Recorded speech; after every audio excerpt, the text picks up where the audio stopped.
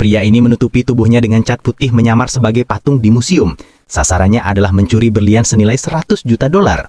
Namun, banyak penjaga berpatroli mengelilingi lemari pajangan. Pada saat itu, pria tersebut membuka layar tampilan yang tersembunyi di dalam buku.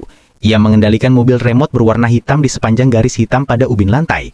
Mobil itu melaju tanpa suara menuju lemari pajangan.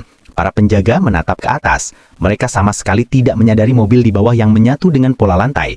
Ketika mobil berada di bawah lemari pajangan, pria itu menekan tombol, membuat mobil remote berdiri. Badan mobil menyangkut di celah lemari pajangan dan perlahan bergerak naik di sepanjang celah tersebut.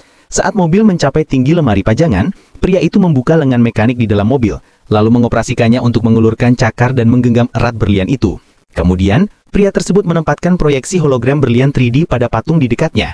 Saat lengan mekanik mengambil berlian, proyeksi berlian 3 dimensi itu menampilkan gambar pengganti, menggantikan berlian asli dan memasukkan berlian asli ke dalam mobil. Mobil itu perlahan turun ke tanah, lalu kembali berjalan mengikuti garis hitam di lantai. Pada saat itu, kepala polisi yang menjaga museum lain belum melihat pria misterius datang mencuri kalung.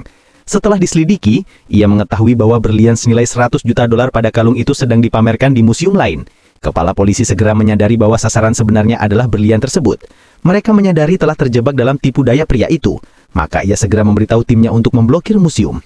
Saat itu, rekan polisi itu kebetulan melewati seorang petugas kebersihan tua. Namun petugas kebersihan tua itu ternyata pria yang menyamar. Kepala polisi yang mendengar percakapan timnya segera memerintahkan agar petugas kebersihan itu ditangkap. Ternyata, demi kelancaran pameran hari ini, semua petugas kebersihan dilarang bekerja. Jadi, pria tua itu pasti orang misterius yang mereka cari. Rekan polisi itu perlahan mengangkat senjata dan menghentikan pria tersebut. Namun pria itu terus berjalan hingga mencapai penutup saluran air sebelum berhenti. Polisi kemudian menghampiri dan meminta kartu identitasnya. Setelah mendengar itu, pria tersebut pura-pura mengambil kartu identitasnya. Ia mengambil kesempatan untuk menekan tombol. Cairan hijau misterius mengalir keluar dari sol sepatunya. Pria itu menyerahkan kartu identitas kepada polisi. Ketika polisi membalik kartu tersebut, logo pria misterius itu tampak jelas di bagian belakang. Namun sebelum mereka sempat bereaksi, pria itu jatuh ke dalam selokan melalui penutup saluran air, meninggalkan para polisi yang kebingungan.